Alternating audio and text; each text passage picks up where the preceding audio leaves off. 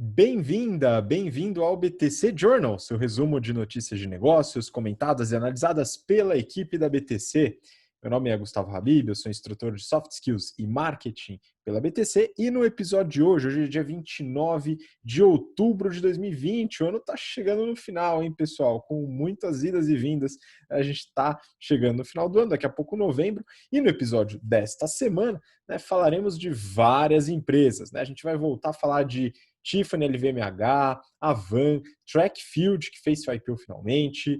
Comentaremos sobre o mercado de marcas esportivas, Adidas e Under Armour.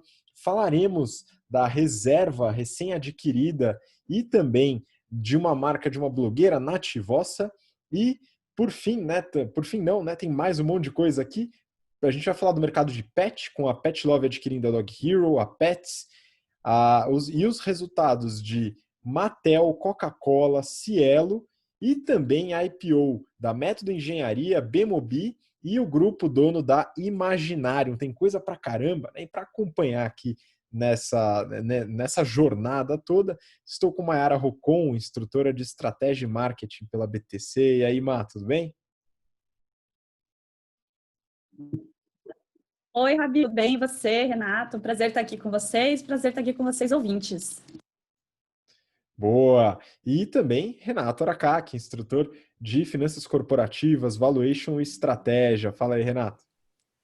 Fala Gustavo, fala Mayara, fala pessoal, tudo bem? Né, o ano está acabando e a gente está com aquele sentimento dúbio. A gente não sabe se termina logo esse ano, mas aí, porque o ano está péssimo, né? Mas a situação está a mesma, então se terminar antes de 2020, 2021 vai continuar ruim, né? Então a gente não sabe se é melhor dar uma estendida ou se terminar logo, né? Mas enfim, faltam 2 meses aí para finalizar o ano.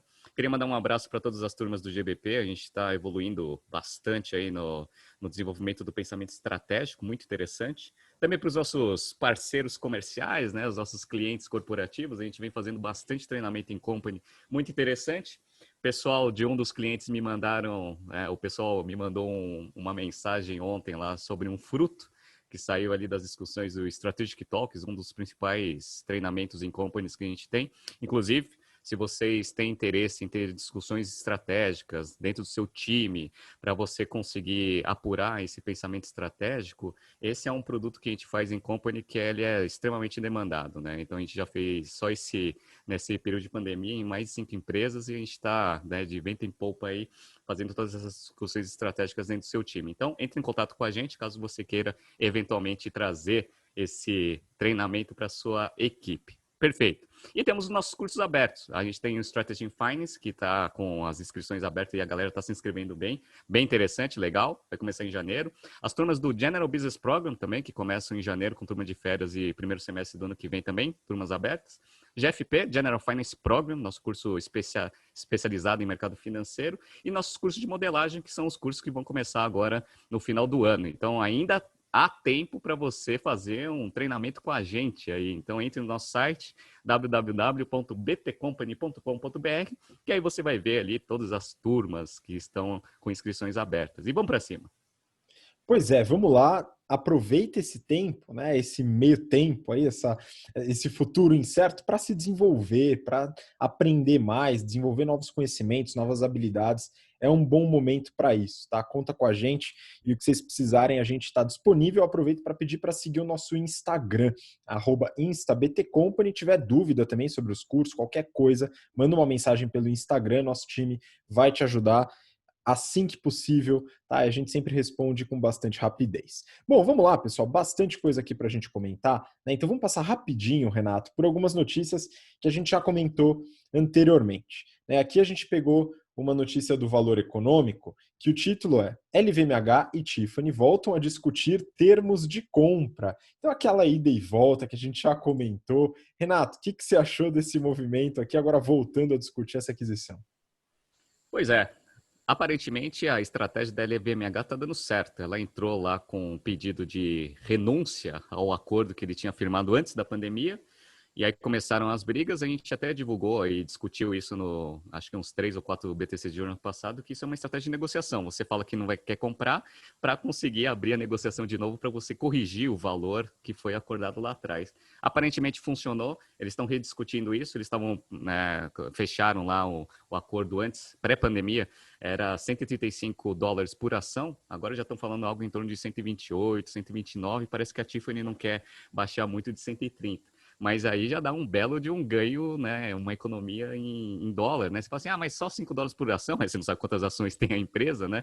Eles estão tentando economizar quase 1,5 bilhão a menos do que eles tinham oferecido lá atrás numa empresa de 16 bilhões. Então é quase, né? É um valor aí bem razoável aí, próximo de 10% aí de economia. Então tá lá a discussão. Vamos ver. Técnicas de negociação, isso daí você é especialista, né, Habib?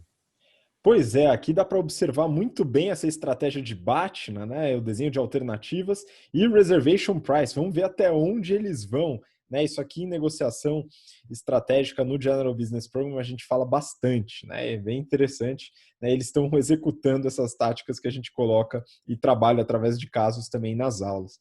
É muito bom. Bom, próxima notícia, né? Aqui rapidinho no começo, pessoal. A Van, essa daqui é da Exame, a Van deve retomar a IPO em 2021. Então essa desistiu mesmo, pelo menos por enquanto, né, Renato? Sim, a gente já tinha especulado que, né, notícias de mercado falavam que eles estavam pensando em desistir, desistiram de fato porque não chegaram no valor que eles tinham pretendido, o Luciano Hang. Ele começou falando lá dos 100 bilhões que poderia valer o negócio, que é obviamente aquela estratégia de alavancagem também, falando de negociação. Os investidores obviamente não caem nessa.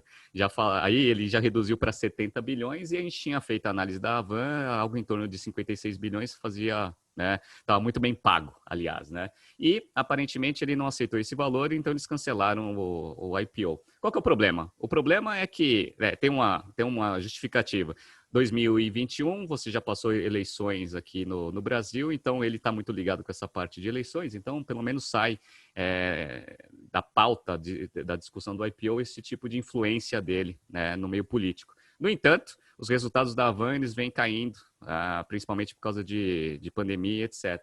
Então, se ele for retomar ano que vem esse processo, ele vai estar com números muito piores. Então, a possibilidade de ele conseguir um valuation maior do que desse ano, talvez seja até pior, né, em deterioração dos financials. Vamos ver, né? Você tira o fator político da influência do Luciano Hang, mas você entra com números piores. Vamos ver se ele vai conseguir fazer isso ano que vem.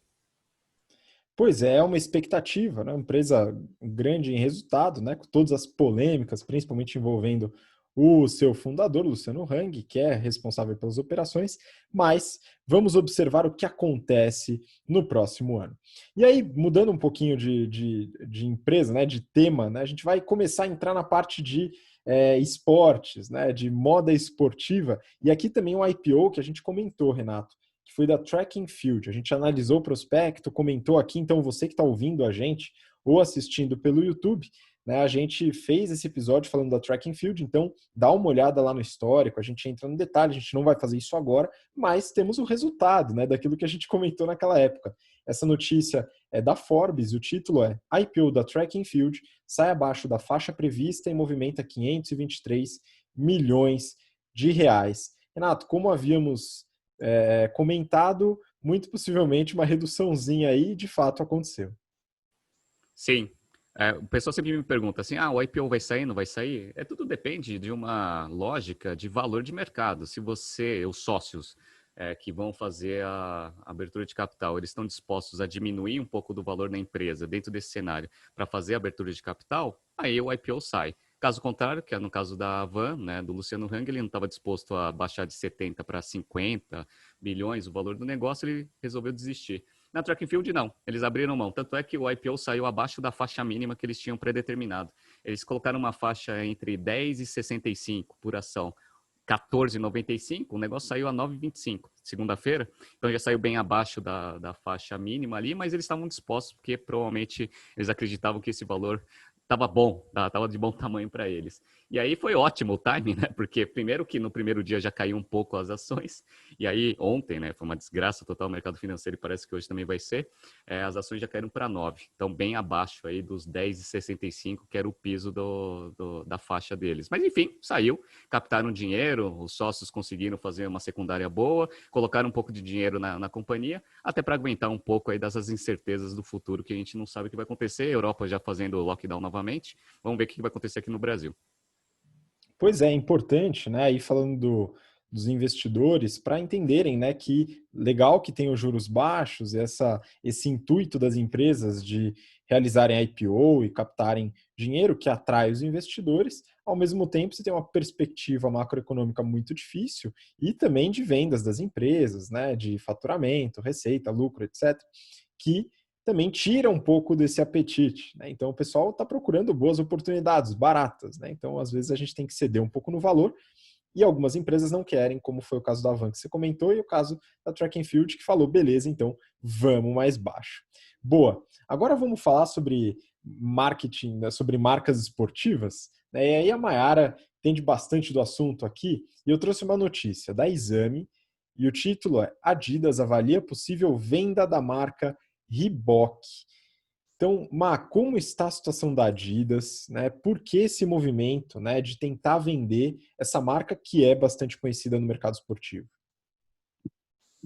Então, vamos lá para um pouquinho de história, porque não é a primeira vez que esse tipo de boato está no mercado, né? Lá em 2016 já estava se falando de que a Adidas não queria mais a Reebok, até por isso que ela acabou fechando algumas lojas, não renovou alguns contratos. Mas no fim, isso foi mais uma estratégia para poder melhorar a lucratividade da Reebok, que na época caíram as vendas mesmo, com esses fechamentos, cancelamentos, mas conseguiu cortar despesas num ritmo mais acelerado e conseguiu recuperar a rentabilidade lá no início de 2019. Então, um processo de quase 3 anos, né?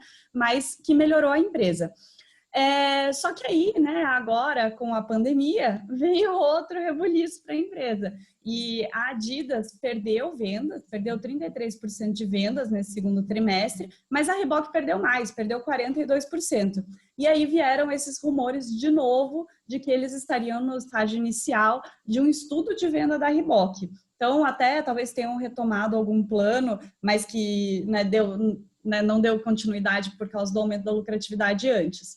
Então, já tem aí alguns interessados, né, segundo esses rumores, mas a empresa não confirmou nada. E, a princípio, eles estavam querendo arrecadar 2 bilhões de euros com essa venda, mas agora, com a pandemia, que também piorou o estado da Reebok, eles devem estar revendo esse valor, né? E só como comparação aqui, né, então, mesmo que eles estivessem projetando arrecadar 2 bilhões com a venda, eles compraram a Reebok lá em 2006, por 3,8 bi de dólar, né? Então eles estariam vendendo aí por um valor abaixo do que eles compraram e sem correção de juros, né, de investimento. Mas talvez a ideia seja, vamos vender enquanto ainda tem valor, né? Pois é, mas agora você me lembrou de um caso que a gente compartilha nas aulas de negociação, que é o caso do Yahoo, né? Esse aqui é antigaço, né? Que ele teve uma proposta pela Microsoft de aquisição, negou, achou o valor muito baixo, a oferta era algo em torno de 40 bi, né? E aí depois, né, enfim, a gente conhece a história, já acabou sendo adquirida pela Verizon por um preço muito abaixo daquele, né? Então é aquela velha depreciação do valor do ativo, que maravilha, né? Bom, mas vamos acompanhar porque a Adidas ainda, apesar das dificuldades, né, ainda tem um market share muito, muito alto dentro desse mercado. E agora a gente vai muito abaixo da Nike, né, mas ainda alto. E inclusive a gente falou já da Nike, né? O Renato fez uma análise bem legal, faz cerca de 2 meses, se eu não me engano. Dá uma olhada no histórico do BTC Journal, que a gente fala bastante sobre isso. E recentemente a gente falou da Nike no Brasil, né, que foi também adquirida, e esse movimento a gente falou aqui. Beleza? E agora vamos para outra, Mayara, que essa, enfim, essa daqui é um pouco mais difícil, né? Neofeed, a Under Armour queria estar um passo à frente da Nike. Hoje pisa em ovos, né? E essa aqui, se a Adidas está com dificuldade a Reebok, né, nessa possível venda, pode acontecer. Under Armour parece que está um pouco abaixo, né? Desculpa o trocadilho, mas enfim. Comenta aí. Então vamos lá, né? A Under Armour ela surgiu com o Kevin Plank jogando futebol americano na Universidade de Maryland e percebendo que as camisetas que eles usavam por baixo ali daquela armadura de proteção acabava ficando pesada conforme os jogadores iam suando, e aí ele resolveu fazer uma camiseta de tecido especial. Fez o protótipo dele em 95, né? Essa camiseta ia absorvendo suor e deu certo, né? Então eles começaram a crescer. Ele já falou algumas vezes que o objetivo dele era, né, pegar o trono da Nike de primeiro em artigos esportivos e estavam indo bem, né? Lá em 2000 foi o auge deles. Em 2004, eles chegaram a ter 200 milhões de dólares em vendas. Em 2005, eles fizeram IPO e pegaram, né, uma arrecadação aí de 157 milhões. Em 2010, eles chegaram a valer 15 bilhões de dólares no mercado. Né? O que talvez não tenha dado muito certo é que na cabeça do fundador eles tinham que investir em tecnologia, mas não necessariamente tecnologia de tecidos, né? Então ele achava que outros tipos de tecnologia iam alavancar a empresa. Então em 2013 eles compraram 2 aplicativos, o Map My Fitness por 150 milhões de dólares, o Endomondo por 85 milhões de dólares, e 2015 foi realmente aí o cheque gordo de 475 milhões de dólares pelo aplicativo MyFitnessPal, que ajudava a fazer exercício e dieta. E tinha 150 milhões de usuários. Então, ele achava que, com esse banco de dados de usuários, né, muito dado de como as pessoas se exercitam, ele poderia desenvolver produtos, fazer marketing diferente. E realmente foi uma visão aí bem à frente, né? Se hoje a gente está falando de comprar aplicativo para ter dados, né? 2013 foi uma estratégia legal. Só que ele não pensou em tudo que isso podia acarretar. Então, por exemplo, né? Tinham 2 desses aplicativos que ele comprou que não davam lucro, né? Então, ele ainda tinha que investir no aplicativo, né? Para tapar o buraco. Fora que, para você pegar os dados, usar, transformar uma campanha de marketing inteligente, você também tem que investir. E aí, provavelmente, ele não estava esperando isso. Aí tem também um comentário aqui de uma especialista de marketing na notícia que fala que o problema deles não é só financeiro, é estrutural. Né? Então, ela fala que eles cometeram erros clássicos de marketing. Por quê? Eles começaram ali como uma marca esportiva de alta performance, premium, aspiracional. Só que aí, quando eles falaram, beleza, agora a gente vai expandir, né? Eles foram para redes mais baratas, né? Eles começaram a sair um pouco ali do premium. E aí e também fizeram, né, uma diminuição de qualidade. Acaba que, né, a marca sofre com isso, você não consegue mais ter aquele aspiracional que você tinha antes. Então, o que foi acontecendo, né? Lá em 2017, eles tiveram o primeiro prejuízo trimestral desde que eles foram fundados em 2005, e aí as ações caíram 40% na bolsa. Internamente também disse que estava ali uma situação conturbada e 5 executivos altos acabaram saindo da empresa, inclusive uma das estrelinhas da empresa da parte de calçados. Em 2018, eles tiveram um boicote dos atletas da UCLA que falaram que não iam usar o tênis deles porque estava descolando e eles tinham um contrato de patrocínio. Então, assim, pega muito mal para a marca, né? E eles também já tinham tido um vexame parecido lá com os atletas que foram para Sochi, na Rússia, né? Que falaram que eles acabaram perdendo posições ali, porque a roupa que a Under Armour tinha projetado para eles deixava eles mais lentos. E aí, com tudo isso acontecendo, né? Lá em 2018, fez uma pesquisa com jovens e eles conseguiram diagnosticar essa perda de aspiracional, né, de premium que eles tinham da marca, e a marca foi considerada a mais envelhecida de todas as marcas pesquisadas. Até, né, essa semana a gente estava discutindo em marketing com os alunos, por que você tem que, às vezes, mudar as suas campanhas de marketing, por exemplo, é exatamente para isso, né? Para você não ser considerado envelhecido. E aí, no caso, eles estavam saindo da proposta de valor deles e acaba também dando essa ideia de não ser uma marca moderna, né? Então, com todos esses problemas, em 2019, o fundador, que era CEO até então, saiu do cargo e quem virou CEO foi o COO. E aí também tinham alguns rumores aí que eles estavam querendo vender aquele aplicativo mais caro que eles compraram, o MyFitnessPal, para provavelmente tentar tapar algum buraco aí, né? Mas até agora nada, né? E para tudo piorar, né? Como já não estava tão ruim a ponto de poder piorar, veio a quarentena.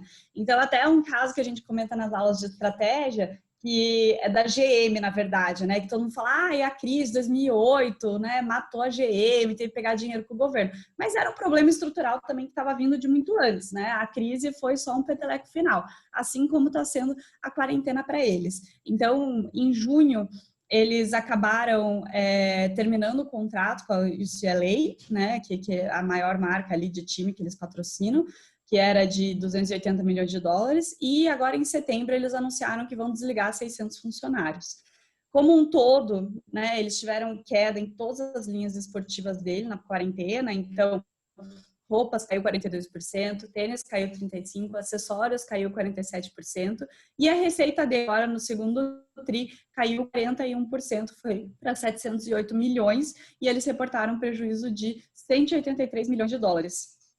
E aí, né, o valor de mercado deles, que eu comentei que 10 anos atrás estava em 15 bi, agora está em menos de 6 bi de dólar. Então, né, vamos ver se eles ainda conseguem recuperar alguma coisa, né? Talvez alguma empresa que saiba gerenciar isso de uma forma um pouquinho melhor que eles, tentar recuperar um pouco do premium de marca, né? Talvez ainda tenha chance de melhorar. Talvez tudo que você tem que investir para conquistar isso não valha o que a marca vale hoje, né? Então, tá na hora talvez de desistir aí. Então, não sei o que vai ser o futuro deles. Pois é, um ponto acho que fundamental que você falou, né? A gente traz nas aulas de marketing, que é a coerência do marketing mix, né? Isso é importante. Acho que é um caso interessante aqui que a Under Armour pode trazer de aprendizado para a gente nessa mudança da aspiracional para uma marca que quer crescer. Como crescer mantendo esse aspecto aspiracional é um desafio, né? Que realmente não é simples, mas a Under Armour enfim, tá com dificuldades aí e deve lutar bastante nos próximos meses. Vamos ver como isso vai acontecer com o regresso das atividades mais ou menos normais pós-pandemia. Bom, vamos seguir agora falando de mercado de moda, né? Agora, Renato, né, sempre atento ao mercado de moda, vou trazer uma notícia aqui que um monte de gente pediu, né? O pessoal dos cursos queria que a gente comentasse porque queria. Então, vamos lá. Essa daqui é da Exame. Arezzo compra reserva, chega a 13 marcas e passa a vender roupas.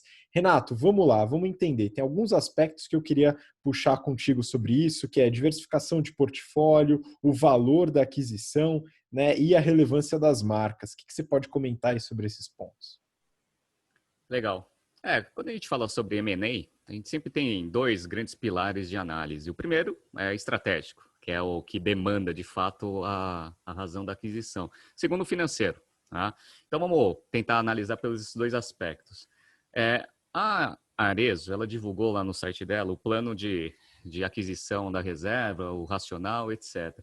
Aparentemente, eles estão indo para uma estratégia de House of Brands, que é uma estratégia que a gente comenta aí nas aulas de marketing, eventualmente lá na aula de Problem Solving, que é uma empresa que vai começar a ter várias marcas em vários segmentos. Tá? Então, não precisa necessariamente ter coerência em termos de proposta de valor, etc., mas mais ocupar nichos de mercados diferentes. Tanto é que uma das grandes coisas que eles colocam aqui pela aquisição é o famoso addressable market, né? Que ele cresce pra caramba, porque eles estão focados muito em calçados e bolsas da classe A e B, e eles falam que eles já têm 25% de market share neste segmento. Agora, quando você compra reserva, você entra em moda feminina, vestuário feminino, vestuário masculino, etc., aí você já aumenta esse mercado de 11,6 bi por ano para 40,1 bi.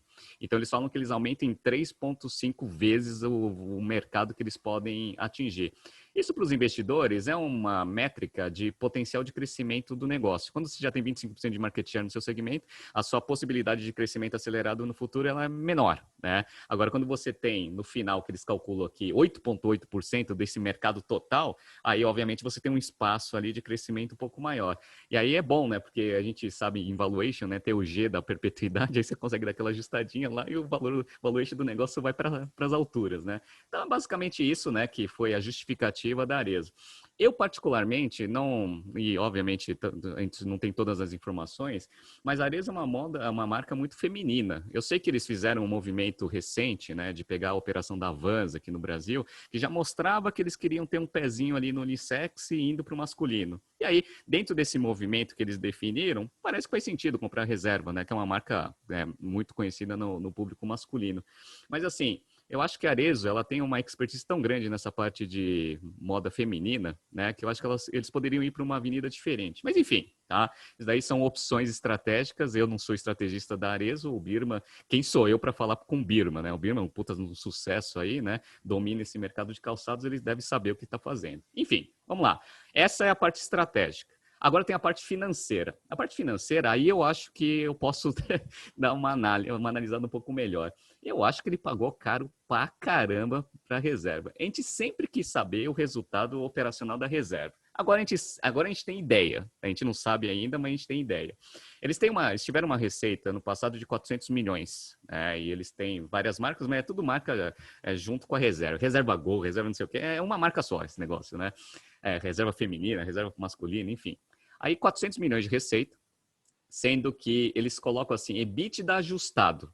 EBITDA ajustado é EBITDA marretado, tá? Após sinergia, ou seja, ele é marretado ao quadrado. Então eles falam o seguinte, ó, o EBITDA da reserva ajustado, depois que a gente fez o nosso plano para comprar a reserva, seria algo em torno de 40 a 50 milhões. Ou seja, então você pega 40 milhões, que é o que de fato deve ser, só que esse é marretado ao quadrado. Então, se ele é marretado ao quadrado, provavelmente eles devem ter o quê? Uns 20 milhões de EBITDA. Com 400 milhões de receita, a margem muito apertada, né? Tipo 5% de margem, né? De margem de EBITDA. Ou seja, esse negócio provavelmente deve dar prejuízo. Então, aquilo que a gente meio que pensava, né, que poderia ser a reserva, provavelmente é uma empresa que deve ter uma margem líquida muito baixa ou negativa. Mas, enfim, o Rony, que é Rony, né? Acho que é o nome dele, que é o fundador aí da Reserva, ele é um cara que conseguiu fazer uma marca muito forte. Então, provavelmente, todo esse valor aí que foi pago, 715 milhões de reais, vem muito da parte de agregação de valor da marca. Tanto é que eles pagaram quase 18 vezes EBITDA marretado ao quadrado, né? Então, provavelmente, esse EV/EBITDA deve ter sido algo em torno de uns 25 vezes. 25 vezes. Isso eu acho caro. Muito caro, tá? Mas a Arezzo, ela precisa também ver formas de fazer a expansão. Aí, provavelmente nesse período de pandemia as franquias devem estar sofrendo pra caramba, tá? A Vans também. Então provavelmente eles estão vendo aí formas aí para conseguir fazer uma expansão e acho que a Reserva foi uma marca que eles observaram e viram que dava para comprar. Vamos ver. Cena dos próximos capítulos, eles vão tentar fazer todas as sinergias funcionarem. Eu, particularmente, achava que tinha ativos melhores no mercado aí para eles comprarem, mas, né, bom para reserva aí, e vamos ver como que vai ser a estratégia de expansão do grupo AR Eco, que vai ser o nome agora do grupo depois dessa aquisição. Muito bom, né? Eu posso falar que eu já marquei um evento na minha agenda aqui para 2025 para ver o resultado da Arezzo e avaliar se teve alguma baixa contábil, tá, Renato? Está aqui na minha agenda para a gente avaliar se isso vai acontecer ou não, porque eu concordo com você, achei bastante caro, apesar de gostar muito dos produtos da Reserva, como consumidor estou satisfeito, porém acho que foi um pouquinho esticado. De qualquer forma, vamos seguir, né, para a próxima notícia ainda no mercado de moda.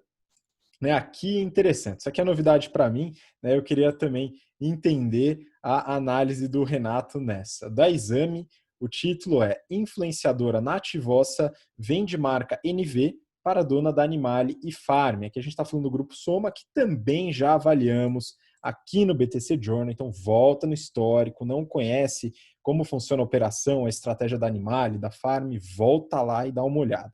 Né, que a gente fala no detalhe. Mas agora a gente vai falar desta operação especificamente. E aí, Renato, valeu a pena? Como é que tá esse negócio aí dessa influenciadora? Parece que fatura bem o negócio. Legal. O pessoal abriu a carteira aí essa semana, principalmente no mercado de moto, para fazer aquisições. Bom, o Grupo Soma, a gente já sabia e já estava esperando que ele iria anunciar alguma aquisição no curto prazo, porque ele fez a abertura de capital falando que queria captar dinheiro para fazer aquisições. Então, ele já tinha falado que ia acontecer e, de fato, aconteceu. Essa marca, para mim, foi uma surpresa. Por quê? Eu trabalhei com moda feminina até mais ou menos final de 2015. né, onde eu trabalhei na Restock, fui trabalhando lá na Suki, etc. Né? E aí depois eu fui lá para a Lingerie, e na Lingerie eu fiquei muito mais focado na parte de moda íntima e esqueci um pouco desse negócio de moda feminina, vestuário. E ela foi, né, essa marca Nativoss, ela foi criada por uma influenciadora digital em 2012, fazendo ali toda a parte de moda, etc., para um público mais seleto, né? Público A ali, né? E aí ela foi criando notoriedade dentro do Instagram e de todas as redes sociais, abriu a marca dela. E, cara, o crescimento dela nos últimos anos é impressionante. Em 2016, ela tinha um faturamento de 3 milhões. Em 2017, já foi para 5. 2018, 25.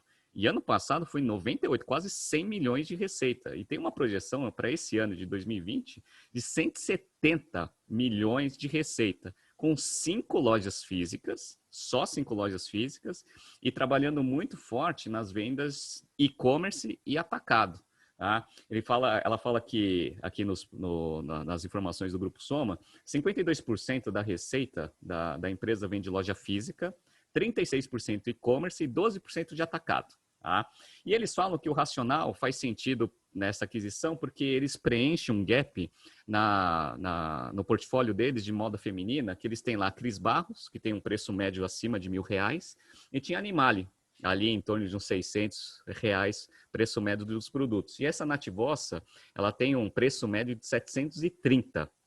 Então é um negócio caro, né? Ticket médio ali acima de R$ 1.200, né? A Maiara que gosta aí de gastar dinheiro com moto, tô brincando, tá? Pode ir para a Nativossa aí comprar umas roupas, né? E eles focam bastante nesse tipo de segmento aí de moda feminina. Então eles têm a Animale, a Brands, a Maria Filó, a Farm, etc. Eles falaram que vão fazer mais aquisições ali na moda feminina e estão procurando empresas para fazer aquisições também em fitness, né? E roupas conf, que eles chamam, né? Que é essa parte aí de yoga, etc. Vamos ver o que eles vão fazer. E agora, essa é a parte estratégica. A parte financeira, que eu acho que é interessante, aí você vê o racional aí de um investimento que eventualmente pode dar retorno, né? Eles pagaram 7 vezes EBITDA, né? Diferentemente de 25, né? Que a gente viu lá da Arezzo pagando para reserva. 7 vezes, tá? Então, eles tiveram ali um EBITDA de 30 milhões. Cara, com 100 milhões de receita, 30 milhões de EBITDA, é uma margem de 30, né? É muito fácil fazer essa margem, né? Cara, uma margem de EBITDA excelente, muito melhor do que sim, entre 5 e 10 lá da reserva. Então, eu fiquei impressionado com essa marca Nativossa, não conhecia, um negócio espetacular. Eles falam que eles têm uma receita por metro quadrado das lojas físicas de R$ 8.000. Cara, R$ 8.000, a média de mercado, pelo menos no público premium ali, é 2,5. 2,5, ela tem 8 vezes receita líquida, receita por metro quadrado. Então, eu vi ali que mais ou menos as lojas têm, na média, né, essas 5 lojas têm 107 metros quadrados. E ela consegue um faturamento mensal e por loja de uns 850 mil, tá? É muita coisa por metro quadrado. Por que é importante essa métrica de metro quadrado? Porque o metro quadrado ele mostra a produtividade na parte de custos também, tá? Então, quanto que você paga de aluguel, quantas pessoas tem, né, na parte de folha de pagamento, tudo é meio proporcional ali ao tamanho da loja. Então, assim, esse negócio deve dar dinheiro pra caceta. 30% de margem EBITDA, excelente, tá? Então, o grupo Soma aí fazendo essas aquisições, eu acho que pagou um múltiplo bem razoável, muito bom, né? E que agora vai integrar essa marca Nativossa dentro, a Nat, NV, né? Dentro do portfólio, mas vai aparecer mais aquisições no futuro. Vamos ver aí o que vai acontecer. Pois é, muito bom, né? É interessante entender, né, as diferenças, né? A gente fala até do aspecto financeiro, dos múltiplos, né? E essa análise específica do varejo que o Renato comentou, né? A gente comenta sobre isso também no General Business Program, quando a gente comenta casos específicos de certos mercados, né? Então, essa análise de receita por metro quadrado, como o Renato falou, calcula de forma interessante aí a produtividade da loja. Bom, vamos seguir, pessoal. Agora mudando um pouco de assunto, a gente vai falar de pets. Olha só, também muito pedido aqui para a gente comentar sobre este movimento, que eu peguei uma notícia do Brasil Journal, cujo título é Pet Love compra Dog Hero e cresce em serviços.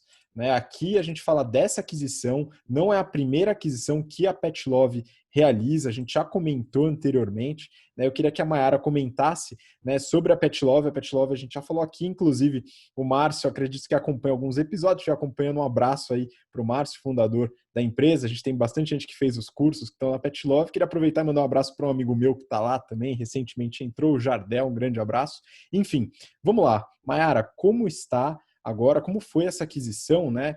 Como que ela entra no portfólio da Petlove? E se você tem algumas informações aí sobre a Petlove também, manda bala. Ótimo, né? Então, essa Dog Hero aí, ela é de 2014, ela é um marketplace com serviços pet. Então, tem lá hospedagem, passeadores, creche, pet sitter, veterinário, e ela tem hoje já 1,4 milhão de clientes. A Petlove, como tu falou, a gente já conhece, né? E dando uma informação a mais aqui, né? Esse ano eles estavam querendo aumentar o faturamento para 440 milhões, um crescimento de 44% versus do ano passado. Mas com a quarentena, né, e o pessoal ficando em casa, eles estão projetando aí um aumento e receita indo para 545 milhões. Então, eles estão muito bem, né? E faz sentido que eles estão querendo fazer outras aquisições também para diversificar esse portfólio de produtos e serviços deles, né? Eles estão com mais de 65% da receita vindo de assinatura e eles, essas assinaturas estão crescendo 80% ao ano. Hoje eles já têm 160 mil assinantes. E eles acham que, junto com a Dog Hero, essas assinaturas só no primeiro ano devem crescer 15% pela adição de serviços. Então, eles começaram lá como uma loja, né, e-commerce só. Depois eles expandiram para ter assinaturas, para ter receita recorrente, né? E agora eles falaram que querem ser o maior ecossistema pet do Brasil. Então, se você tem um pet, precisa de qualquer coisa, você entra em contato com a Petlove, que eles querem oferecer tudo que você precisar. Hoje eles têm 4,2 milhões de clientes e isso vai se somar aos 1,4 milhão da Dog Hero. E o legal aqui é que eles têm um overlap bem pequeno de clientes, então é praticamente uma soma mesmo, que o overlap é de menos de 300 mil clientes.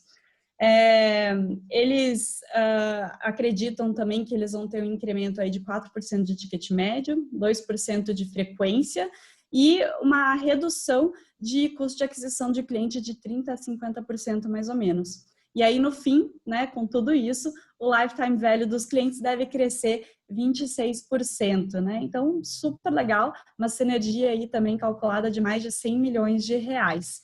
Então, como o Habib comentou, eles já fizeram outras aquisições, teve a VetSmart, teve a Ventus, né? E eles estão crescendo aí, realmente ampliando, né? Não só comprando players iguais a eles, mas realmente ampliando o que eles oferecem para os clientes. E aí, por fim, essa compra ela foi feita por troca de ações, então os donos da Dog Hero vão ficar com 7% dessa nova empresa e eles permanecem na Petlove, então um vai ser head de assinaturas, o outro de serviços. E eles também fizeram uma parte da compra por cash para o Rover, que era um investidor americano, poder fazer a saída deles. Então é isso, super interessante, né? Uma empresa que a gente gosta bastante, tem uma estratégia muito legal e fazendo aquisições aí para ampliar os serviços. Muito bom, né? Uma empresa que a gente gosta mesmo e um mercado promissor. A gente falou desse mercado, o Renato vai lembrar, acho que a Mayara não estava nessa época, que a gente analisou o prospecto da Pets, né? Então, dentro desse prospecto, a gente analisou o mercado de pets como um todo, né? Não só a empresa. E o mercado tem se mostrado não só resiliente à crise, como crescente, né? Então, esse é um ponto importante. E aí, para a próxima notícia, né, mostrando aí que mesmo a Petlove sendo uma empresa boa, etc., crescendo, ela tem concorrente de peso, que é a própria Pets, né? Então, peguei aqui na Exame, o título é Pets quintuplica venda online no trimestre e mira serviços como Dog Walker. Então, Renato, aqui, né, acho que você deu uma olhada, né, na Pets, fez o IPO, tá com as ações performando bem, né? E como que tá o resultado operacional, hein?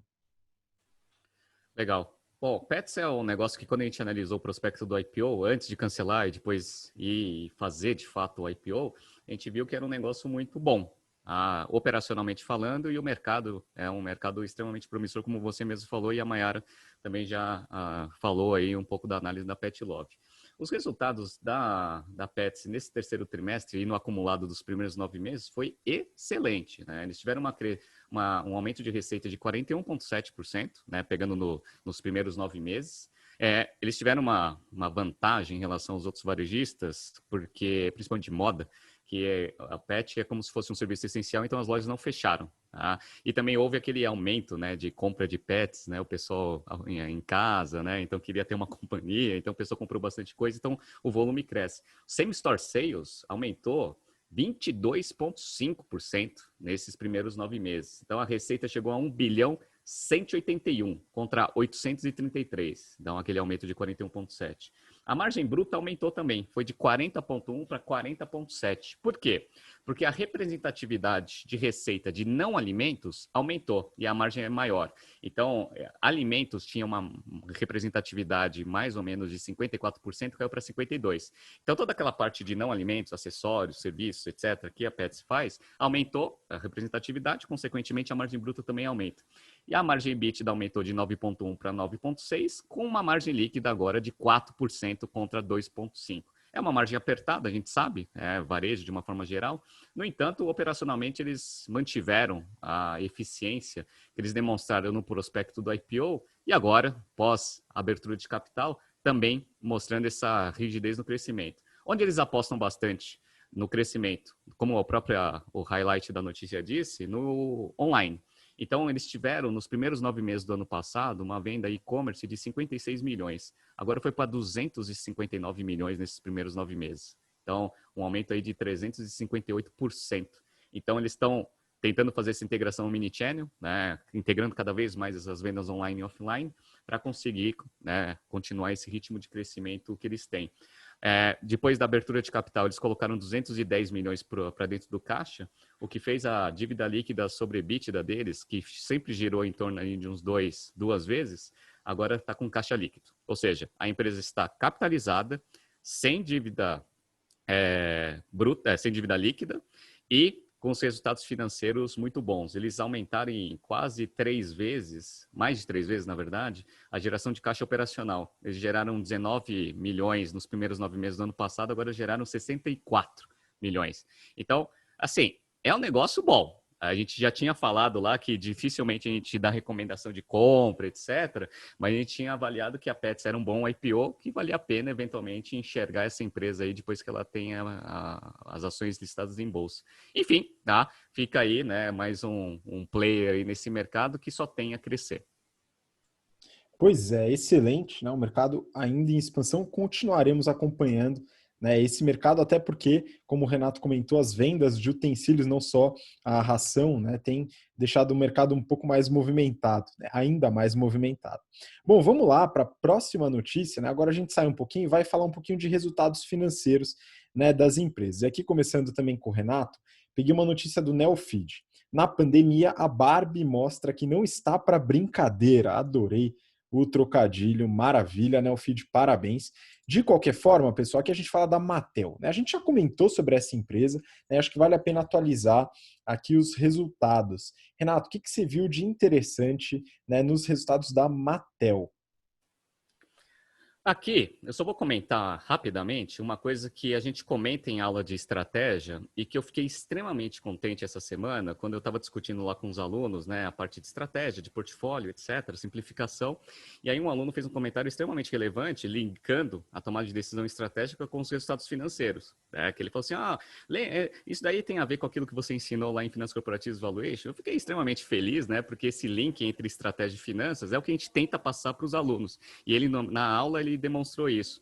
E, de fato, quando você tem um portfólio muito extenso, você tem, obviamente, você necessita ter uma priorização de alocação de recursos e as empresas geralmente não fazem isso muito bem, né? Então, toda empresa que vai para uma simplificação de portfólio, ela tenta, né, não perder a parte de posicionamento estratégico, né, de vendas, etc., e também uma eficiência na gestão do seu portfólio. No ano passado, mais ou menos ali no primeiro trimestre, a Mattel tinha anunciado que ela estava dando prejuízo para caramba, que ela ia diminuir a quantidade de modelos de brinquedos E também a quantidade de cores, né? As variantes desses brinquedos, para quê? Para focar em rentabilidade. Perfeito. Aí todo mundo criticou na época, para quê? Porque todo mundo gosta de variante de produto, etc. E na aula a gente tinha explicado que isso daí era uma ação que geralmente as empresas fazem. Qual que é o resultado disso? O resultado veio agora. Olha como demora, né? Demora mais ou menos um ano ali para você conseguir ver os resultados. A Mattel, que tem lá, não sei se vocês conhecem, né? A Barbie, a Fisher-Price, Hot Wheels, todos esses brinquedos aí que são famosos no mundo, são da Mattel. Ela estava com prejuízo, né? Já fazia algum tempo, e ela conseguiu reverter isso. Agora deu lucro, olha que fantástico, né? Então eles tiveram um aumento de receita no trimestre. Vou pegar os primeiros 9 meses que fica mais fácil, né? Então, nos primeiros 9 meses, eles estão exatamente com a mesma receita que eles tinham no ano passado. No entanto, essa simplificação de portfólio, ela se reflete aonde? Margem bruta. A margem bruta. A margem bruta passou de 41,8 para 47,6. Obviamente, esse aumento de margem bruta fez a empresa passar de prejuízo operacional de menos 1% para lucro operacional, margem operacional de 6,4%. Então, isso daí que é o resultado da simplificação de portfólio. Você tem menos opções, você consegue focar nas opções que vão te dar mais rentabilidade, e aí você consegue fazer a gestão de portfólio um pouco mais eficiente, resultando nos resultados financeiros. Só para a gente atualizar alguns números aqui, né? A Barbie representa 26,6% da receita total, 18,4% vem de Hot Wheels, Fisher-Price 21%. Fisher-Price foi a única linha que teve queda, ou seja, o pessoal aí no lockdown não está afim de ficar comprando brinquedinho para crianças de até 3 anos. Mas a Barbie teve um crescimento de 30%, desculpa. 30% de aumento de venda. Então é aquele negócio, né? Os pais ficam em casa, né? Hot Wheels também teve 9%. Os pais ficam em casa, precisam dar uma distraída aí nos filhos, né? Então nada melhor do que comprar bastante brinquedo para dar para eles ficarem quietos aqui nos quartos e deixarem os pais trabalharem. Muito legal. Pois é, né? Esse é um ponto importante, né? Porque crianças até 3 anos, né? O pai quer brincar, quer cuidar, né? Aquele negócio. Agora, chegou perto da adolescência, Renato, aí já complica o negócio. É melhor dar um espaço, né? Bom ponto, mas é muito interessante ver esse resultado da redução de portfólio, né? Da simplificação de portfólio. São vários casos, né? A P&G é um caso icônico de redução de portfólio que a gente também comenta em aula. Enfim, um movimento muito legal que traz os resultados financeiros, né? E que bom que esse aluno pontuou isso na aula, mostrou que ele de fato aprendeu aquilo que a gente queria passar, né? Bom, vamos para a próxima, agora também falando de resultado, mas de uma empresa com um mercado um pouco diferente, né? A gente vai falar agora da Coca, e essa é da Forbes. Coca-Cola tem receita acima do esperado no terceiro tri. Má, o que você viu de interessante no resultado aí da Coca-Cola? Vamos lá, então o resultado da Coca-Cola Company aqui, né? Eles tiveram um resultado ruim, mas menos ruim do que o esperado pelo mercado. Então, uma notícia semi-positiva aqui. O que acontece? Metade das vendas deles são em locais públicos, que estão fechados ou com várias restrições por causa da quarentena. Então, eles tiveram uma queda de volume de 4% agora no terceiro tri. E aí, acabou também que eles perderam share de valor, né? Porque eles têm um share maior nesses locais públicos também. Então, pelo mix de canais, acabou que eles perderam share. E os especialistas estavam esperando uma queda de receita para chegar em 8,7 bi de dólar. Mas eles tiveram uma receita líquida aqui, os analistas estavam esperando 8,36 bilhões de dólares e a queda deles foi só para 8,7. Então, esse 6% orgânico de queda foi melhor do que o esperado pelo mercado. Dentro de pricing, né, como a gente viu que o volume caiu 4%, a receita caiu 6%, então a gente já vê que o pricing também piorou, que também se deu pelo mix de canais, né, que os canais públicos aí caíram, e o EBIT deles também caiu 2 pontos percentuais, foi para 28% o EBIT orgânico. E o free cash flow orgânico deles foi para 5,5 bilhões de dólares, que também teve uma queda de 17%, mas ainda positivo, né? Aqui no Brasil, eles acabaram tendo uma performance melhor que isso, né? Na América Latina como um todo, eles conseguiram ganhar share e eles também tiveram um aumento de EBIT, né? Do lucro operacional deles de 12%. Isso com né, moedas comparáveis aí, né? O lucro orgânico aqui. porque eles fizeram um bom gerenciamento de despesas, então conseguiram conter essa piora aí da quarentena, segurando o share, né, até crescendo um pouco e até segurando despesa. Excelente, né? Então, segurar a despesa pode ajudar nesse momento, né? Um ponto importante que tem a ver com a nossa próxima notícia, né? A gente vira e mexe, tem que falar sobre o mercado de adquirência. A gente já passou um tempo falando bastante sobre esse mercado, ele movimentou bastante e tal. E agora vamos atualizar então Cielo, né? O feed. Resultados da Cielo surpreendem, mas analistas ainda enxergam desafios. Renato, como foi o resultado da Cielo neste último tri? É engraçado, né, que o pessoal coloca assim, o resultado da Cielo surpreende, né? Aí você não sabe se surpreende positivamente ou negativamente, né? Eu acho que é negativamente, porque nem surpreende negativamente, porque continua, né, a queda constante ainda por trimestre. Mas enfim, vamos lá.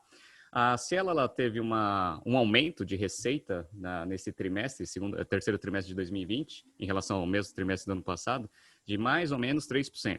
Então, acho que isso que surpreendeu. Por quê? Porque os resultados operacionais não surpreenderam em absolutamente nada, né? Eles tiveram uma queda de 33,7% no EBITDA, a margem caiu de 25,8% para 16,7%, e a margem líquida caiu de 14,4% para 4,3%, uma redução de quase 70% no lucro líquido. Acho que o que deve ter surpreendido é que no trimestre passado eles tiveram prejuízo, aí o pessoal acho que imaginou que eles fossem continuar tendo prejuízo mais para frente. Então eles reverteram o prejuízo para lucro, eventualmente isso daí foi uma boa notícia. Legal. Aí, de novo, aquela mesma análise que a gente faz, né, que é para saber o que está acontecendo na parte de despesa, que a Cielo não consegue aumentar a eficiência, né, principalmente quando a gente faz o comparativo com Stone, PagSeguro, etc. Aí eu vi lá as despesas. As despesas aumentaram 20% em relação ao trimestre de 2019. Aí eu fui dar uma olhada lá no breakdown de despesas para saber o que aumentou, o que diminuiu. Aí eles economizaram muito, mas muito menos, 25% de redução no marketing, vendas e marketing, reduziram 25%. Eu falei assim, se eles reduziram 25% nos gastos de marketing, onde que vem esse aumento de 20% nos gastos totais? Aí eu fui ver, né? Despesas gerais e administrativas, quase 39% de aumento. E despesas com pessoal, 13,3%. Aí é aquele negócio, né? Já não vou mais comentar isso, porque falam que eu estou implicando com a empresa, mas assim, será que não existe alguém ali que vai olhar esses financials, essas linhas de despesas aumentam? Despesas gerais e administrativas, galera. Gerais e administrativas aumenta quase 40%. Será que não vai ter um iluminado ali que vai ver esse negócio e vai começar a dar uma otimizada, né, dentro desse cenário que a gente está passando? A rentabilidade do negócio está caindo. O ROIC caiu de 7,4 no trimestre do ano passado, que já estava baixo, para 4,7. O ROA deu 0,5%, tá? E o ROE 4,5%, contra 22,5% no ano passado. Ou seja, só indo ladeira abaixo. E eu não estou vendo, como todo trimestre a gente comenta, uma reação dentro da operação da Cielo. Vamos ver a cena dos próximos capítulos. Vamos ver se o mercado aí vai continuar batendo nas ações, porque merece. O resultado operacional não está dando reação. Pois é, né? Interessante. Eu espero que o ROIC não converja para a Selic, né, pessoal? Vamos esperar aí, né, ver se eles tomam uma decisão de fazer algumas mudanças na operação, né? Porque esse controle de despesas que a Mayara falou da Coca-Cola, não estamos vendo esse tipo de movimentação na Cielo. Não sei com vendas e marketing, mas isso costuma influenciar na receita, né? Então é um ponto que a gente tem que ficar atento. Bom, vamos seguir para as próximas agora, né? O último bloco aqui do BTC Journal, a gente vai falar sobre alguns IPOs, né? Então a gente ainda está nessa toada de IPOs e aqui eu peguei uma notícia do Valor Econômico. Empreiteira Método Engenharia protocola prospecto para IPO. Renato, você conhece a Método Engenharia desde a faculdade, né? Sim, eles são patrocinadores, não são patrocinadores, mas eles viviam lá na Poli, né, que é onde eu fiz engenharia. Obviamente, eles buscavam bastante engenheiro de produção e engenheiro civil. Então, é bem conhecido lá pelo pessoal da Escola Politécnica da USP. Pois é, isso numa época que os engenheiros queriam trabalhar com engenharia, né? Olha que maravilha, né? Mas a Método protocolou, né, o seu prospecto e eu dei uma olhada, né? Enfim, eu gosto muito do mercado de construção, incorporação. Inclusive, esse é um ponto que alguns alunos vieram perguntar, né? Qual que é a diferença entre construção e incorporação? Porque a gente falou da JHSF no episódio passado, né? Incorporadora, grande, crescendo, trabalha com o mercado de alta renda, aquele negócio todo. Você quer saber mais? Volta o episódio, vê lá, né? Mas é interessante analisar, né, qual que é a diferença dessas atuações, porque tem muita empresa que é construtora e incorporadora, né? E aí, enfim, basicamente a incorporadora, né, ela lida com projetos de viabilidade, né? Então entender a viabilidade de um projeto, de um empreendimento, né? Então todos os estudos de viabilidade, a parte de aquisição de terreno, essa estrutura de negociação e também a parte de papelada, né? Então quando a gente fala da matrícula do imóvel, né, de todo o trabalho em conjunto com prefeitura, né, com a parte de matrícula, fica com o incorporador. A construtora é responsável pelo projeto e execução ali da obra mesmo, né, através de contratação de terceiros, mão de obra, compra de insumos e assim por diante, tá? E a entrega, né, e toda a parte de engenharia. E a Método, ela faz essa parte de construção, ela é a quarta maior do setor, né, de engenharia e construção, e ela tem 3 divisões, né? As divisões elas atuam na parte industrial, que faz todas as etapas, prestação de serviços em segmentos que nem óleo e gás, químico, logístico, metais e mineração. Um segmento que trata de construção civil, que aí são vários projetos, né, que eles desenvolvem e fazem a gestão do projeto de engenharia e construção, muito focado aqui em edifícios comerciais, hospedagem, assim por diante. E uma divisão chamada de FAST, ou Fast Engineering, né, que são construções rápidas, né? A gente vai falar um pouquinho, mas, por exemplo, redes de fornecimento de gás, agências de bancos e redes de restaurantes, né? Então, alguns projetos aqui, eu vi os projetos deles, tem no site, lá é bem legal, né? Por exemplo, a gente falou no prospecto do IPO da Hidrovias, né, que saiu depois, dá uma olhada lá, mas a gente falou dos resultados, né? Um dos últimos projetos deles, né, de logística, foi o terminal de sal e fertilizantes do Porto de Santos. Quem construiu? Método Engenharia. Né? O complexo Otaki, o Tomi Otaki, que fica ali na região da Vila Madalena, também. Shopping Cidade de São Paulo, na Avenida Paulista, Método Engenharia. O Hotel Unique, muito conhecido em São Paulo, que fica ali na Brigadeiro Luiz Antônio, que parece um navio aquele negócio, né? Então, a Método Engenharia, você vê a qualidade, né, quando ela consegue executar uma loucura de um arquiteto, né? Então, é um edifício muito bem construído, né, de um formato bem esquisito, né? Outro edifício com formato esquisito, né, que eu não vou entrar em detalhes aqui, né, o Infinity Towers. Né? O Infinity Towers é um prédio AAA que fica na região do Itaim, que hoje tem escritórios do Facebook, Credit Suisse, por exemplo, que se eu não me engano, o metro quadrado mais caro dos edifícios comerciais em São Paulo. Né? Outros, Hospital Sírio-Libanês, Hospital Samaritano, e naquele segmento de Fast, eles têm as agências do Bradesco e McDonald's. Né? Então, as lojas do McDonald's também são construídas pela Método Engenharia. Então, são muitos projetos, né? A gente consegue observar a qualidade do produto, né? Das construções. E aí eu fui para os financials lá no prospecto, e é o seguinte, eles consolidaram os financials dos últimos 9 meses e dá o seguinte, receita líquida 481 milhões de reais. Eles tiveram aumento de quase 27% em relação ao mesmo período do ano anterior. Né? Então manteve aí mesmo, com pandemia tudo, né? Tiveram uma receita interessante. Lucro bruto, 11 milhões. Teve uma queda razoável em relação ao mesmo período do ano passado, de 39 milhões para 11, né? Mas aqui é importante entender, a margem bruta é de 2,3%. Aí você fala, nossa, é horrível o negócio. Não necessariamente, isso faz parte do modelo de negócio. Eles têm uma estrutura de custos muito intensa, porque é construção civil, engenharia, então mão de obra, compra de insumo, gestão de projeto, tudo isso está nessa parte de custo do produto e do serviço. Né? Então, aqui é uma margem baixa pelo modelo de negócio. Né? Eles têm um lucro líquido de 19, nesse período de 9 meses, 19 milhões, e foi acima do lucro bruto devido à equivalência patrimonial, que eles têm aí um ajuste que não tem efeito caixa. Né? E eles dão um EBITDA ajustado aí de 25 milhões. Como comparação, eles tiveram um EBITDA em 2019 de 67 milhões. E aí, só para finalizar aqui a partir dos números, né?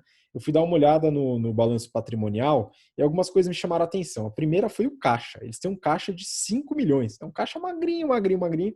E um dos motivos pelo qual eles vão fazer o IPO é de ter um pouquinho mais de bonança aí para poder tocar os projetos, né? Eles têm contas a receber, serviços a faturar, um valor alto, cerca de 93 milhões, mas boa parte do caixa iria para capital de giro, né? Eles tiveram um consumo de caixa nesse período, de 4 milhões, foi pouco também, teve geração de caixa no período anterior, mas o IPO daria um pouco mais de respiro na parte de capital de giro, né? E um ponto de atenção aqui, um índice que o Renato gosta bastante de analisar, o índice de liquidez corrente, a relação entre ativo circulante e passivo circulante.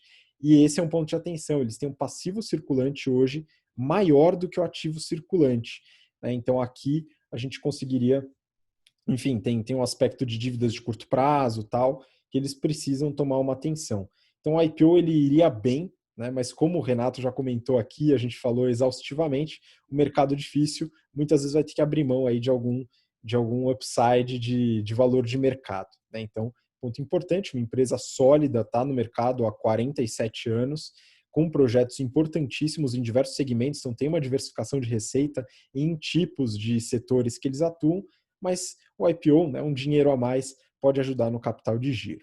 Bom, essa é a Método Engenharia, né? Trabalha com construção. Acho que é interessante dar uma olhada no prospecto para entender se isso daí vale a pena entrar, se sair, né? Aí tenho minhas dúvidas também. Bom, vamos seguir para a próxima, pessoal. De IPO, aqui eu queria os comentários da Maiara. Peguei essa notícia da Forbes. Clube de assinatura aplicativos Bemobi pede registro para IPO. Maiara, do que se trata essa empresa e como que está esse prospecto? Essa empresa ela foi fundada em 2015, ela tem sede aqui no Brasil, mas ela tem escritórios no mundo todo. E tem um grupo norueguês por trás deles, né? Como que eles funcionam? Eles fazem um canal entre desenvolvedores e fornecedores de conteúdo e as empresas de telefonia. Então, eles ganham dinheiro, né? A receita deles vem de venda de assinatura, de clube de assinatura de aplicativo. Hoje eles têm parceria com 200 parceiros de conteúdo, que inclui Disney, tem Angry Birds, por exemplo, e parceria com 70 operadoras de telefonia móvel. Hoje, então, 42% da receita deles já é de fora do Brasil, né? E eles mostraram mais ou menos aqui como é que foi os primeiros 9 meses de 2020 no prospecto deles.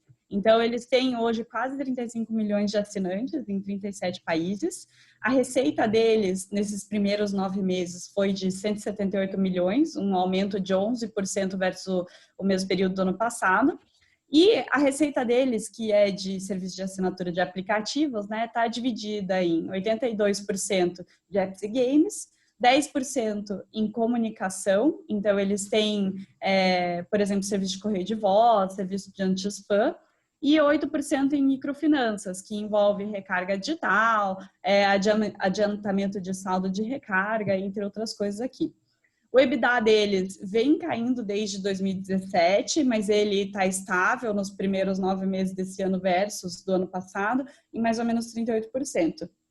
E eles geraram aí nesses primeiros 9 meses 56 milhões de caixa, né? Então eles pediram IPO, porque eles falaram que querem pagar algumas obrigações ligadas à reorganização societária, também querem pagar dividendos que eles ficaram devendo aí nos anos anteriores e comprar ativos. Então, apesar de ser uma oferta primária, tá meio com cara de oferta secundária aí, né? Mas é um jeito deles também continuarem crescendo, né? Então, uma empresa interessante, um serviço interessante, faz essa ponte aí entre operadoras e desenvolvedores de conteúdo, né? Então, vamos ver, quando eles lançarem mais informações, que a IPO foi realmente para frente, a gente pode trazer aqui mais detalhes. Excelente, né? Acompanharemos aí essa empresa para ver se realmente sai esse negócio e como sai. E agora, para a última notícia do BTC Journal, tem que cumprir uma promessa, hein, Renato? A gente falou na semana passada da Miniso, né, de bugigangas japonesas ali, né? E agora a gente tem que falar da Imaginário, não tem jeito, né? Então eu peguei uma notícia aqui da Forbes, dona das marcas Puquê e Imaginário pede registro para a IPO. Então agora a gente consegue ter uma noção boa de como está esse grupo, como está a Imaginário. E aí, Renato, o que você viu de interessante nesse prospecto? Muito bom, vamos lá. Só relembrando que a Miniso, apesar de ter cara japonesa, os produtos são chineses, né? Tanto é que a empresa é chinesa que a gente falou na aula passada. Mas enfim, na aula passada, no BTC de ano passado. Vamos lá. Esse grupo único, ele nasceu, obviamente, da marca principal deles, que é Imaginário, e eles entraram com registro de abertura de capital, que tem mais ou menos o mesmo modelo ali que a Miniso, importando produtos com design, né? O lifestyle product, né? Que a gente falou lá na semana passada, é basicamente o que a Imaginário vende. Só que o grupo único, ele tem a composição de 3 marcas: a Imaginário, a Puquê, que faz a parte de pijama, e a MindD, que é uma marca que faz acessórios para casa, decoração de uma forma geral. Então, imagina, né? Vamos lá, hein? Tem lá a Puquê, pijama, tem a MindD, que é a parte de decoração, e a Imaginário, que é lifestyle product, né? Ou bugigangas, né? Enfim, a representatividade de receita de 2019 de cada um deles é o seguinte: a Puquê representa 52% da receita total do grupo único, que é o nome do grupo que eles criaram, 47% Imaginário e apenas 1% a MindD. Então a MindD é extremamente pequena, né? A Puquê, ela foi adquirida em 2018, né? Então eles entraram em operação em 2018, né? Integrando o grupo para ganhar um pouco de força, até para fazer essa abertura de capital. Só que assim, olhando um pouco dos financials, eu percebo que essa aquisição é aquele negócio que a gente falou, né? Na hora que você compra, tem tanta sinergia que você pode capturar, que aí parece que o negócio vai explodir. Só que capturar sinergia é uma coisa muito difícil. Então, ó, só para vocês terem uma ideia, eu peguei aqui uns financials históricos. Em 2017, a empresa que só tinha Imaginário, ela tinha uma receita de 130 milhões, mais ou menos, com lucro bruto de uns 70%, ou seja, uma margem bruta de 54%, com uma dívida líquida negativa, ou seja, caixa líquida, a empresa não tinha dívida, e estava com um EBITDA ajustado ali em torno de 20 milhões. Então, assim, estava com uma margem EBITDA ali de uns 15%, que estava excelente, né? Um grupo saudável. Aí eles colocaram a Puquê para dentro. Beleza. Houve um aumento de receita, né? Foi de 129, 130 para 286, ou seja, um aumento de 121% de receita. No entanto, a margem EBITDA logo no primeiro ano já caiu, né? Foi de 15,4 para 14,9. Beleza, tá? E a dívida aumentou, né? Já teve a dívida bem mais alta ali, 140 milhões de dívida, provavelmente foi usada a alavancagem ali para você fazer essa aquisição. Ano passado, ó a desgraça do ano passado. Ano passado a receita foi menor do que 2018, né? Foi 269. A margem EBITDA caiu de 14,9 para 6,8.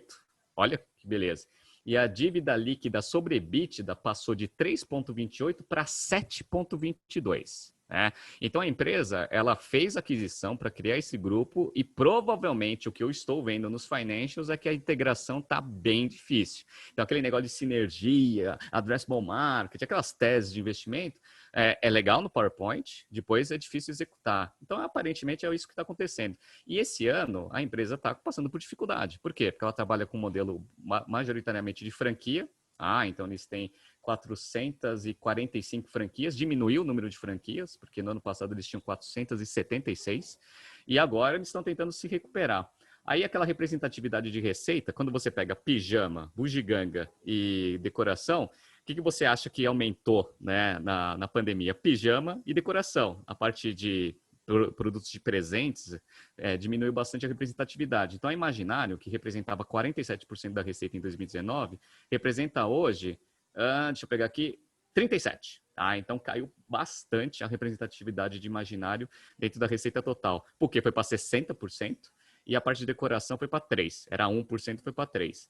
Então, assim, vamos lá. O que a empresa tem que fazer e por que ela está indo para a abertura de capital? Ela está indo para a abertura de capital para tentar capitalizar a empresa e dar uma melhorada na sua estrutura de capital.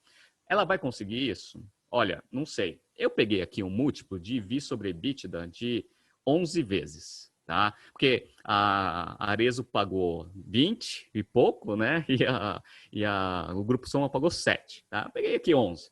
Se eles fizerem a abertura de capital no múltiplo de 11 vezes EV sobre EBITDA, o market cap deles, ou seja, o valor de mercado ali do patrimônio líquido, vai ser exatamente o valor contábil. Então, market value sobre book value é 1. Eu acho que eles não vão fazer isso, tá? Então, eles não vão querer fazer uma abertura de capital com market to book value de 1, tá? Beleza. Para eles conseguirem isso, eles vão precisar de mais de 11. Só que conseguir mais de 11, usando o EBITDA de 2019, vai ser bem difícil convencer os investidores de que, né, é um bom investimento e que o valuation ele é justificável. Então, vamos ver aí, né? Tá aí o registro. Provavelmente eles vão começar a fazer o roadshow agora, né, para fazer o book building, e aí eles tomam a decisão se eles vão ou não vão. Uma coisa é certa, eles precisam de dinheiro. Se eles vão conseguir no valuation que eles querem, é aquele negócio que a gente discutiu logo no começo do BTC Journal. Vamos ver se o Grupo Único consegue fazer abertura de capital. Mas, infelizmente, foi uma aquisição que não deu resultado e que está piorando os financials do grupo. Pois é, né? E só um último ponto, né? Obrigado pela correção. Eu sempre esqueço da Miniso, a gente comentou, eu fico confundindo, mas chinesa, né? A gente, enfim, comentou sobre isso no episódio passado. Mas falando nisso, né? Boa parte dos itens comercializados vem da China. Então, a estrutura, no caso do grupo, né? Do Grupo Único da Puki e da Imaginário, tem uma dependência muito grande no dólar, né, Renato? Isso acaba influenciando bastante, né? Não, sem dúvida. Essas empresas, porque a Imaginário é legal, o prospecto da abertura de capital, que ele mostra que ele tem várias empresas que são importadoras. Tem até filial lá na China mesmo, né? Um monte, né? Uma trade, etc. Então, assim, eles têm um racional bom, porque eles têm muita expertise de importação. Então, a expertise de importação deles é boa. Só que ter expertise de importação não necessariamente quer dizer que você tem o controle sobre o câmbio. Acho que esse que é o ponto principal. Se eles fossem uma empresa que tivesse receita internacional, eu acho que eles até conseguiriam, eventualmente, né, dar uma corrigida. Perde no Brasil, né, mas ganha lá fora e assim por diante. Como eles são 100% receita Brasil, aí começa a ter um problema. Então, assim, né, esse risco cambial, para esse ano especificamente, está correndo muito os resultados da empresa. Então, o EBITDA ajustado até agora, os primeiros 9 meses, que tinha sido de 2 milhões no ano passado, ou seja, apertadinho, mas era positivo, está menos 20 agora. Então, assim, está apanhando tanto na parte de receita, por causa da quarentena, e também está apanhando na parte de custo, por causa da importação. Enfim, vamos ver se as cenas dos próximos capítulos, como que vai ser o ano de 2021 e o futuro do Brasil, né? Para a gente conseguir saber se esse negócio ele tem viabilidade ou não, né? Para ver se os investidores pagam aí os múltiplos que os fundadores querem, que é o fundo esquadro. Pois é, muito bom, né? Você que está ouvindo a gente ou assistindo pode ajudar também o grupo da Imaginário, né? Agora que chega Natal, se você quiser dar um presente caro para alguém que você gosta, você tem a opção, né? Bom, esse foi o último episódio, a última notícia do episódio de hoje do BTC Journal. Então, pessoal, queria agradecer muito a participação de vocês. Mayara, muito obrigado. Obrigada, Rabi. Obrigada, Renata. É um prazer estar aqui com vocês sempre. Com os nossos ouvintes aí queridos, alunos queridos, um abraço aí para os alunos que eu vou ter aula essa semana e os que não, que teve feriado, mas senão a gente se vê semana que vem. Um abraço. Valeu, Mar. Renato, muito obrigado também. Grande abraço a todos. Não percam o episódio da semana que vem, porque está saindo diversos resultados, divulgação de resultados das empresas, tanto lá fora quanto aqui. Então semana que vem vai ter divulgação de resultado a rodo e a gente vai avaliar aqui. Muito bom e obrigado você que acompanhou a gente até agora e a gente tem encontro marcado para a próxima semana no BTC Journal. Um grande abraço, até lá, tchau, tchau.